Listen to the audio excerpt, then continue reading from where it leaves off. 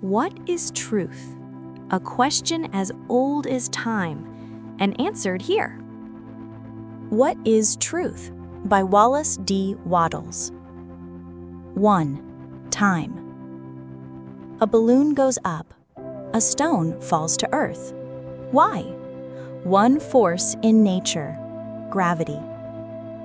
The science of theology and medicine are necessarily very closely allied, both having to do with the saving of men from the consequences of wrong living, and it follows that in religion and medicine, we are always seeking for realities, searching the truth, seeking the ultimate, spiritual and physical facts upon which to base our theories, and from which to proceed in making our demonstrations of health and wholeness. And since our demonstrations must and will be complete or incomplete, just in proportion to the completeness of our grasp of the realities, the importance of the search for truth becomes apparent. The very first thing we have to do is to penetrate through all the appearances of life and ascertain the differences between what is really true and what is only apparently true. For there is often a vast difference between the appearance and the reality. The sun appears to rise and set and to go around the earth, but it does not. A balloon goes up, and a stone falls to the earth. In appearance, there are two forces at work, but in reality, there is only one: gravity. The reality behind the going up of the balloon and the coming down of the stone is the same. And to seek for the realities behind the appearances of life, behind its goings up and coming down, its goings out and coming in, that is science. And that is what we are going to try to do. The first of the realities with which we will deal is time. It is the fashion with some metaphysical writers to assert that there is no time, but the arguments advanced in support of this claim are superficial. Time is not an entity having substance, but it is an existing reality nevertheless. Time is not an idea, a fiction by which we measure and record the motions of the heavenly bodies. Time would go on just the same and at exactly the same rate if the heavenly bodies were motionless. Do not misunderstand me in my use of the word time. Many people suppose that time began when man began and must end when man ends as a mortal and physical being, and that the periods before and after the earth life of the human race are to be called eternities. In other words, that there can be no time except so long as there is a mortal man to measure it. But this is erroneous. Days, weeks, months, and years must have gone on before man came on earth, just as they do now. And if man disappeared from the earth, they would still go on. If the earth ceased to revolve around the sun and to turn on its axis, the succession of the seasons and of day and night would cease. Day would be continuous on one side of the earth and night upon the other. But hours and minutes would go on just the same, and if the sun, moon, planets, stars, and all else were to disappear and be succeeded by black, silent, formless chaos, hours and minutes would go on forever. Clocks do not make time. An hour would have the same duration if there were no clocks. In eternity, there must still be time. Time is duration in eternity. Eternity is endless time. Time can never end. If you try to think of a point at which time should end, you can only think of it as a point beyond which there must be still more time. Also, then, time can never have had a beginning, for if you try to think of a point at which time began, you can only think of it as a point beyond which there must have been still more time. Do not say that endless time is unthinkable. You can very easily think endless time if you do not try to think of the end of it. You cannot comprehend endless time, for that means to contain it in your mind or to go around it. But you can know what it is, and you can know that it is. Time is, and we must use it, whether we will or no, And the use we make of present time decides the use we shall be able to make of future time, just as the use we made of past time has fixed our place in present time. The use we make of today decides the use we shall be able to make of tomorrow. To be strong and wise is to be able to use time well, and to use time well is to become continually stronger and wiser. Success, growth, and development are only attained by the right use of time, and we are failures today in exact proportion as we have erred in our use of time past. To know the right use of the present moment is therefore of immense importance, and to have the will to make the right use of it is more important still. If man can and will make the right use of every moment of time, he must certainly become a being of marvelous power and wholeness.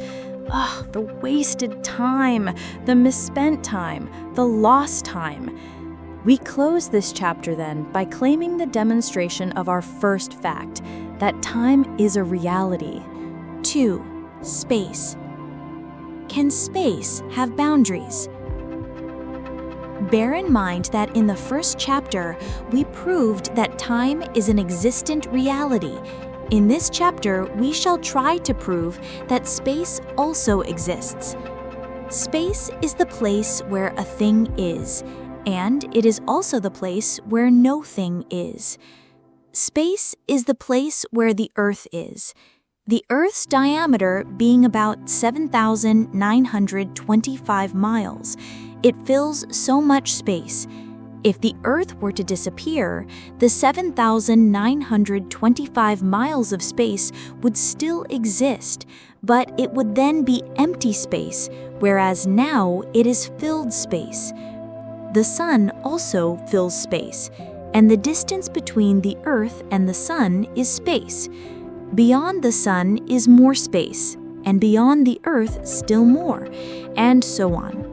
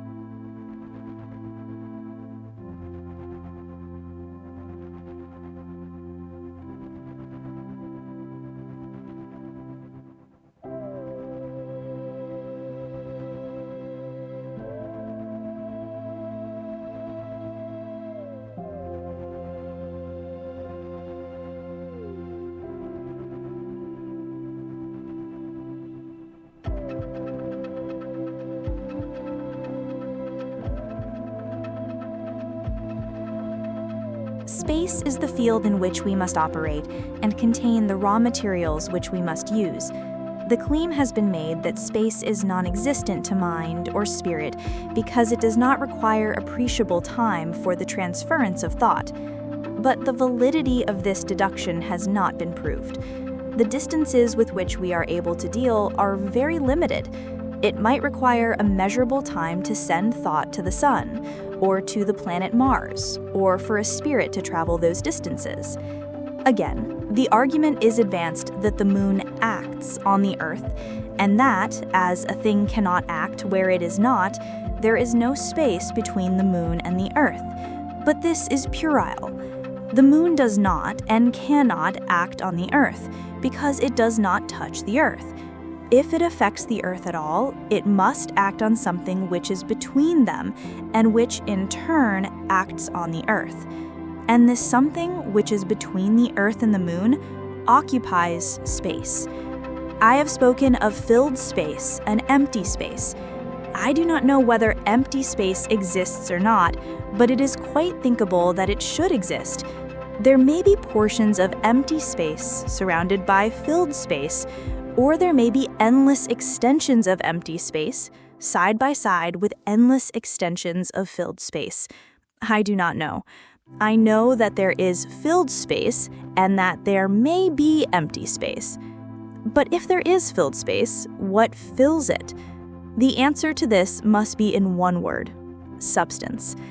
That which is not substance is not anything, and that which is not anything cannot fill space. Space is filled by substance and cannot be filled by anything else. But what is substance, and how do we know that it exists? That we leave for the next chapter, closing this with the claim that we have demonstrated that we live in space and that life consists in making use of time. 3. Substance. Real nature of substance. A curious fact concerning the growth of vegetables. Does substance occupy all of space? The three great realities. Substance is that which occupies space. In its more compact and rigid forms, substance is perceptible by the senses and is then called matter. But in its finer and more ethereal forms, when it cannot be perceived by the senses, substance is still matter and is essentially the same. The apparently many substances of nature are in reality only varying forms of one substance. The differences between them are due to varying degrees of pressure and to the form and rate of vibration of the atoms which compose them. Ice is a solid substance, water a partially fluid substance. The vapor arising from water verges on the gaseous state, and oxygen and hydrogen are gases. But a piece of ice may be brought back through all these stages and converted into oxygen and hydrogen, and no change is made in it except that in the fluid state the atoms are less firmly pressed together than in the solid state, and in the gaseous state the bond of cohesion is still weaker, and the atoms circulate or roll around each other more freely than in the fluid state. It is now a well-known fact that nearly all the growth of the vegetable kingdom comes from the atmosphere. Trees, plants, and flowers are solidified air. The furniture in our homes and the walls of the houses in which we live are merely solidified gases. Burn them, and they return to their original state, leaving only a handful of ashes as material evidence of their existence. And if we learn to treat these ashes with the right agencies, they too will vanish into the ethereal realm. The earth itself, so firm and solid under our feet, was indisputably once a ball of flaming gases and vapors, and in the stage before that, must it not have been still more ethereal? It is all a solidified atmosphere. Our own bodies are compounds of gases. In the crematory, the human form vanishes. All things came out from the ether, and all things are ether, changed to more or less solid forms by differences in atomic pressure and cohesion. All this brings us to the conclusion that the many seemingly different substances, iron, wood, coal, lime, water, etc., are merely different forms of one thing. That there is only one elemental substance from which all created things are shaped. As we find that solid things are the gaseous atmosphere solidified by an increased atomic pressure, we shall no doubt find that the gases are produced from one ether, being brought to the semi-fluid state by increased pressure, and at last we must conclude that there is one perfectly fluid substance, of which are made all the things which do appear. This one substance is the stupendous reality behind all the appearances of the material world. We will now take up the study of this substance. First, we must get rid of the idea that there is anything else. Substance is all there is. We live and move and have our being in substance. We, ourselves, are substance. We must conclude that substance cannot have been created, for that it should have been formed out of nothing is unthinkable. Substance always was. Forms have been created and are being continually created, changed, and modified, but the substance of which those forms are made is the same, yesterday and today and forever. When I speak of forms, I mean the so-called material universe: suns, stars, planets, seas, continents, trees, plants, gases, and the bodies of animals and men. All these are varying forms of the one changeless substance, which is all and in all. And as this substance has existed through all of time past, so it will exist through all of time future, for it is indestructible. We may change its forms, but not one particle of it can we destroy. Does this substance occupy all of space? Evidently not, for the more nearly we carry its forms to their original state, the more fluid they become. We go from solids back to gases, and from gases to ether, and so on. And we conclude that the one substance must be perfectly fluid, and if that be so, its particles cannot be solidly pressed together. There must be space between them, as in all fluids. Furthermore, if substance filled all space, motion would be impossible, for substance can only move when there is unoccupied space to move into. And as we know that there is motion, so we know that there must be empty space. This is a matter of some importance when we come to the study of consciousness, for if one substance completely filled all space, it must be absolutely solid, with its atoms pressed rigidly against each other. And not only could there be no motion in any part, but there could be no separate consciousness in any part. If consciousness were possible at all in a perfectly solid substance, it could only be the consciousness of the whole. But if there is empty space, there is not only room for motion, but there is room for separate portions of substance, which may be conscious within themselves.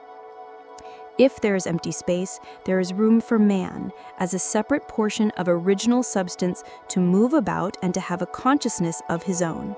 There may be more than one conscious intelligence, though there is only one substance. We close this chapter with the claim that we have demonstrated the existence of three realities: time, space, and a substance which moves in space. The next chapter will be devoted to the consideration of consciousness. 4. Consciousness. Explanation of consciousness. Motion, a kind of action, what effect it has on consciousness. Brain and consciousness, which the product of the other. Consciousness in vegetable and mineral kingdoms limited, while in man almost complete. That consciousness exists does not need proof. We know, and we know that we know. We are conscious of consciousness, and now we have to consider the source of consciousness. Turning back to the realities we have considered, we find that time cannot be the source of consciousness. We cannot think of time as being conscious, and the same is true of space. We cannot conceive of consciousness as existing in empty space, for there would be nothing there to be conscious. And so we see that only substance can be conscious. Where there is no substance, there is nothing, and there can be no consciousness. This is a proposition which you should consider well until you have mastered it in all its bearings, that there can be no consciousness apart from substance, that empty space cannot be conscious. If consciousness exists, and it does, there is a conscious substance. This point we need to develop very fully, for it is vital. If it is not substance which is conscious, then consciousness must exist in the interstices between the particles of substance, or in empty space, and it is empty space which is conscious, which is unthinkable. But if consciousness exists in substance, then it is the substance itself which is conscious, for there can be nothing in substance but substance. It becomes clear, too, that consciousness cannot be the result of functional action within an organism. Functional action is merely motion, and motion is a shifting of substance from one place to another. If consciousness were produced by motion, would it not still be the substance which was conscious? Try to reason out how a substance could be made conscious by shifting it from one place to another. If consciousness was produced by the motion, then the substance could not have been conscious before it moved, nor could it remain conscious after it ceased to move. Try to think of a substance as becoming conscious and endowed with reason, memory, and love, while making a certain motion, and as losing all these when ceasing to move. Try to reason out how motion could come first as a cause, and consciousness follow as a result. Try to think of the original fluid substance as beginning unconsciously to move, and as producing unconsciously all the orderly sequences of forms which appear in nature, and at last and only at last becoming fully conscious of it all through the unconscious beginning of a certain motion in the brain of man. Try to think of full consciousness having been lacking in the universe until certain vibrations were started in the brain of man. You will find all this unthinkable. Consciousness is not the result of motion, but the first cause of motion. It is not motion which is conscious, but substance. The human ego is conscious substance. The next question is whether consciousness is an attribute of substance only in certain forms, or whether it inheres in original fluid substance. And to that we now turn our attention. Is it the brain which is conscious? Those who have kept abreast of the revelations of modern psychology, as set forth by William Hannah Thompson and others, know that it is not. The substance of the brain is not conscious, or at least the substance of the brain is not the conscious, thinking, reasoning human ego. We have learned that the brain is the product rather than the producer of consciousness, and that the intelligent direction of consciousness in the work of brain building may produce almost any desired change in the structure and capacity of the brain.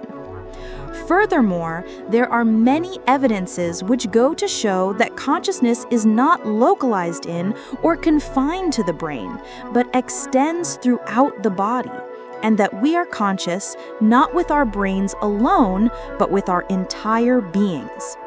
If this should be proved true, and it is likely to be, we will have to conclude that the physical body of man is permeated and pervaded by a conscious substance which is coextensive with it in every part, and which is the real man. And we must also conclude that this conscious substance is original substance, and in a condition approaching its primal state. For it becomes apparent as we go on that complete consciousness can only exist in original substance in its primal state. Changes in state and form appear to limit consciousness. The consciousness of the animal creation is limited by their forms, and is little, if any, more than sufficient for the reproduction of those forms. The consciousness of the tree and plant is still more limited, but scientists now generally admit that there is consciousness in the vegetable kingdom. And in the mineral world, consciousness appears as directivity of atoms and chemical affinity. When we come to man, however, we find a capacity for growth in consciousness which seems to be unlimited. Hence, we argue that man is original substance in its primal state, or at least that he may attain to the primal state. Time is. Space is. Space is occupied by conscious substance, and there is but one substance, from which are made all the forms of the visible creation. The physical body of man is a form of substance as prepared through the processes of the visible creation. Man, himself, is original substance or spirit inhabiting this physical body. In the image of God created he them. it will be seen that while all is God, it is also true that man is man, an independent entity having a consciousness of his own, and that while all is spirit, matter exists, being spirit on a varying plane of atomic pressure, and that it is true that mind is in all and through all. Perfect consciousness exists only in original substance, in pure spirit, or in God, and that the nearest approach to complete consciousness is in man, whose unlimited capacity for growth proves him to be at least a near approach to original substance, a son of God.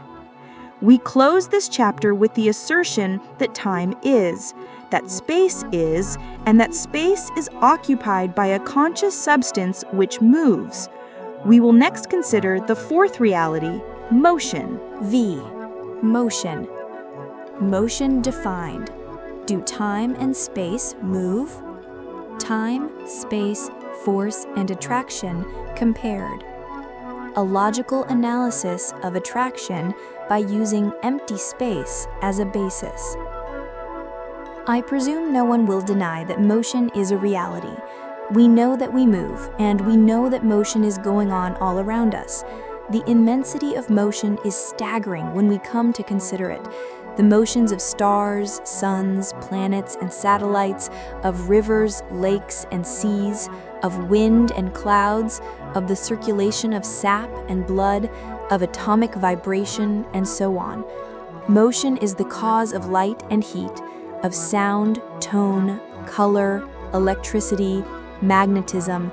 Differences in the shape and motion of atoms make bodies solid or gaseous and differentiate the so-called substances from each other. It may be seen then that motion plays an all-important part in the work of creation, that motion is the work of creation in progress, and so the study of motion becomes very important indeed. What is motion? That which moves is neither time nor space. It is not conceivable that either time or space should move. That which moves is substance. Motion, then, is a shifting of substance from place to place, or from one part of space to another part of space. And are there different kinds of motion? In a way, there are, and the difference depends upon the time used in making the motion and upon the direction in which the motion is made. That is, there are fast and slow motions, circular and linear motions, and those metaphysicians who contend that time and space do not exist should consider that if there is no time, there is no such thing as fast and slow motion, and if there is no space, there is no motion at all, for there is no place to move to. No more preposterous absurdity has appeared in modern thought than the denial of the existence of time and space. Motion, then, is the shifting of substance in space and time. And what causes motion? To this you will be ready to answer forces, and after a little consideration, you will see that that is no answer at all unless you tell what force is. What is force, and how does it cause substance to move? Force is not time. We cannot think of time as causing motion. Force is not space. We cannot think of space as causing motion. If force is substance and causes motion, then substance moves itself. And if force is not substance, then it is nothing, or empty space, and empty space cannot act on substance so as to cause it to move. It is all very well for scientists to write of atoms as being electrons or ultimate units of force, but these electrons are either substance or they are not, and if they are not substance, they are nothing but empty space, and in that case there is no substance, no existence, no consciousness, no anything. Either force is substance, or it is something in substance, and if it is something in substance which is not substance, what is it? And how can that which has no substance act on substance so as to cause motion? Force is not motion, for it is the cause of motion, and the effect cannot be its own cause. Let me now try to give you a definition of force. Force is pressure of substance against substance. Try to exert force upon anything in any other way than by pressing something against it. Can you do it? try to cause a body to move in any other way than by pressing something against it. Can you do it? Try to conceive of force as being exerted upon any body without pressing anything against it. Try to conceive of force as crossing a complete vacuum where is no substance of any kind. Force is pressure of substance. That it can be anything else is not thinkable. And this brings us to the consideration of what is loosely spoken of as attraction. It is stated that all solid bodies attract each other, and that every body in the universe attracts every other body. But those who make these assertions do not tell us how the attraction is accomplished. If bodies attract each other, then they exert force upon each other. And if they exert force upon each other, they must cause pressure upon each other. For how can a body exert force upon another except by causing pressure upon it? If attraction is an unsubstantial thing, then it cannot affect substance or cause motion. If it is an unsubstantial thing, then it is empty space, for where there is no substance, there is only empty space. Can you think of an attraction crossing an empty space? What would it be like, and how would it get across?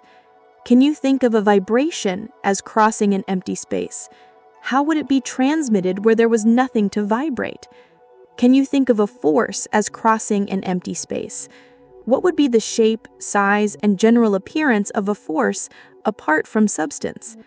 By considering all these points, we see that what we know as force is simply pressure of substance, or one portion of substance pressing against another portion of substance, and that force can be nothing else than this.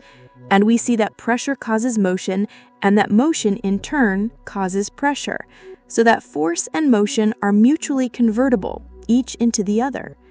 Also, we see that there is only one force, the pressure of substance, and that all the so-called forces of nature are merely different rates and modes of motion and have their origin in the one force, pressure of substance. Furthermore, we see that there is no such thing as a universal attraction which bodies exert upon each other, but that there is a universal pressure impelling all bodies toward each other in a definite and orderly way. And to the study of this universal pressure, we will next turn our attention. Time, space, substance, and motion exist. Substance is conscious. Motion is caused by pressure of substance against substance, and the varying forms of substance in the visible creation are caused by differences in motion. 6. The beginning of motion. Origin of motion. An exposition of force and motion founded on the theory of space being occupied by a completely conscious substance in a perfectly fluid state, conscious throughout, alike throughout, and without motion. Now, can you conceive of motion as beginning in any part of this substance without an act of will? Can you think of your conscious self as beginning to act and as continuing to act in an orderly and consecutive series of motions without an effort of will? If, as we have seen, original substance is completely conscious, then its every motion must be a conscious motion, and we cannot think of conscious motion without will.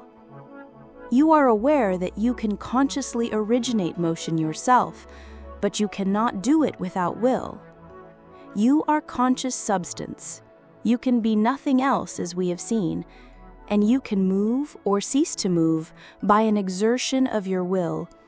And in moving or ceasing to move, you cause the body you inhabit to move or cease to move. We see motion beginning and ceasing all around us, and we conclude that every motion had a beginning, and that the beginning of the series of creative motions which have resulted in the present universe of forms could only have been in an action of the will of original conscious substance. In the beginning, then, by an act of will, parts of substance were made to press against each other, and this pressure must pack the substance together, making it more dense, more rigid, and less fluid. This pressure also must originate the motions we know as light, heat, electricity, and magnetism. And this will pressure, drawing substance together and holding it in coherent masses, is what we call gravity. It is this will pressure which brings an apple to the earth, and which holds the earth itself in its orbit, which tends to bring all the heavenly bodies together, and which yet holds them apart forever, keeping each in its own place. There is no accounting for attraction on other grounds than that it is the creative will of original conscious substance, pressing itself together into forms. Every phenomenon of force or motion, from the circling sweep of a planet to the vibration of an atom, has its origin in the will of the great intelligent substance to which or to whom men have given the name of God. The earth is held together solely by the pressure of the will which permeates it. Were that will relaxed, the earth would return instantly to its original fluid condition. Try to think of substance as being held together by something else than will. Try to think of substance, originally fluid, as being pressed into solid shapes and held in solid shapes and going on in orderly and consecutive motions without will, and you will find it unthinkable. The earth is a part of conscious being holding itself in form by the exercise of the will which is in all substance. Gravity is the will exerted by substance in pressing itself into form. So also is chemical affinity, or the directivity of atoms. All motion originates in will pressure. Trace back the motion of the wheels to the engine and thence to the coal, and you say that the latent heat energy of the coal is causing motion. But what lodged the heat energy in the coal? Was it the will pressure of gravity in the distant ages? There is only one force, and that is the will of the great intelligence, the eternal creative pressure moving substance into the various forms in which it appears to us. In the beginning was God, spirit, conscious substance, occupying the calm deeps of space. An act of will, and there was sufficient pressure to produce the particles of the luminiferous ether whose vibrations produce light, and there was light. A further act of will, increasing pressing of substance together, and nebulous clouds appear, and by the great will, these were pressed into spheres with all the accompanying phenomena of the motions of heat and electricity, and so the creation of forms went on until the visible universe appeared as it is, formed of one substance by the will of God and maintained and held together by the continued exercise of that great will. The question of motive comes in just here. We cannot conceive of continuous, orderly, and systematic action without a motive. And the question must come to our minds, what is the motive of the Great One in his work? With a little reflection, the answer must present itself. He is seeking happiness. We cannot conceive of a conscious being as continuously seeking pain, inharmony, or misery. Conscious action can have but one motive, and that motive is ultimate harmony or happiness. The purpose of the creation can be nothing else than his own happiness, and since he is all and in all, his happiness can only be attained in the happiness of all. Remember that the purpose of the creation is the happiness of all, including yourself, and that to be unhappy is to oppose the will of the great intelligence. Look now upon the immensity of the visible universe and contemplate the power of the Creator. See that in all and through all, from the rolling on a planetary system to the rising of the sap in a blade of grass, the one impelling power is the will of God. And this great intelligence is seeking pleasure and happiness in us and through us. Shall we doubt then that He can and will heal our diseases, give us every good thing that we need, and guide us into all truth? In the next chapter, we shall consider man's relation to this great intelligence. 7. Man and his powers. What makes you man? The conscious of the all-wise. Health, the highest good. Abundance, secondary. Live in constant and conscious contact with the great independent substance, and be ideal. The universe is a great being who is seeking happiness in and through the forms which he creates from his own substance. And of all these forms, man alone has power to enter into intelligent relations with the Creator. To state it in other words, the great intelligence is seeking happiness in you, and you have power to cooperate intelligently with him in the search. That is what makes you man, the power to work with God in the search for happiness. And if this great one seeks your happiness, it must be your most permanent and perfect happiness, that is, your highest good. For being conscious of all that there is to be conscious of, and knowing all that there is to know, he is all-wise, and we cannot think of the all-wise as seeking anything less than the highest good, or as being satisfied with anything less than the highest good. As far as your physical body is concerned, the highest good that can come to you is unquestionably perfect health. The notion that there are circumstances under which pain and sickness are better for man than perfect health must take its place among those superstitious beliefs which have been exploded and discredited. Pain and sickness may be good for man if he takes them rightly, but perfect health is always far better if he takes that rightly, and it is a self-evident proposition that God can find complete delight in man only as man is completely whole. The great intelligence, then, seeks perfect health and wholeness in you, and the substance of the living one, filled with life and power, presses upon you on every side, seeking to impart life and power to you. But you, being a portion of that great intelligence, are supreme within your own personality, and so you will have health or not as you receive and recognize this health of God. If you fail to recognize and receive the all health, and if you recognize disease within yourself, you prevent God from reaching you, and you form within yourself that which you recognize as existing. If you continuously recognize the perfect health of the intelligent substance in which you live and move and are, and of which you are a part, you cannot be otherwise than well. It is another self-evident truth that man's highest good demands that he should have the use of all the things he is capable of using in order to live all the life he is capable of living. Man's highest good and his real happiness can be attained only when he has abundance for every physical and mental need.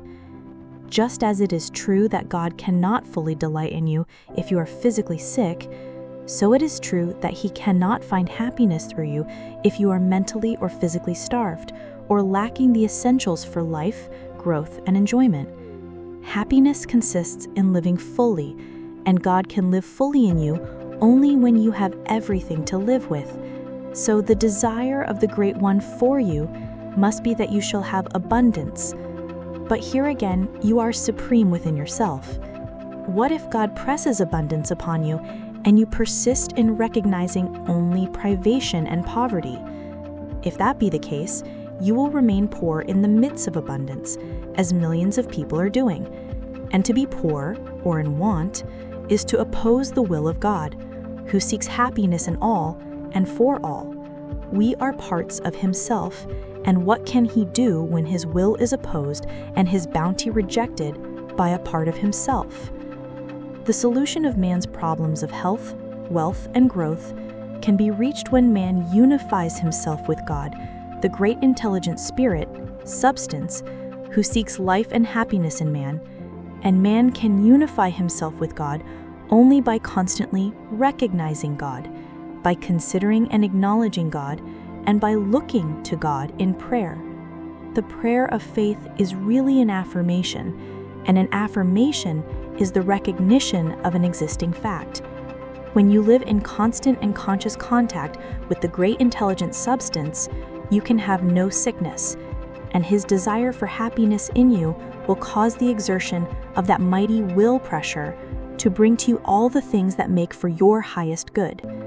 The man who can completely unify himself with the divine substance becomes a center towards which the divine will impels every desirable thing, and that man will not and cannot lack for anything. The universe is a great being, an intelligent substance, occupying space and using time. His desire leads him to create forms from his own substance, and in these forms he seeks happiness. Man has but to unify himself with this great being to secure the supply of every need and the gratification of every desire. Subscribe for more echoes.